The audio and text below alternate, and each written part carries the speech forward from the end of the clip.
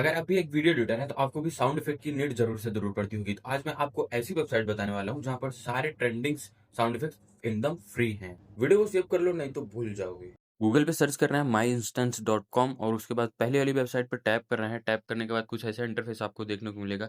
जो भी ट्रेंडिंग चल रहा है, वो साउंड इफ़ेक्ट ऊपर ही रहेगा। आप अपने हिसाब से कुछ भी डाउनलोड कर सकते हैं, जो आपकी ज़रूरत है और ऐसे ही और टिप्स के लिए हमें फ़ॉलो कर लें। अगर यूट्यूब पे देख रहे हैं, तो सब्सक्राइब कर लें।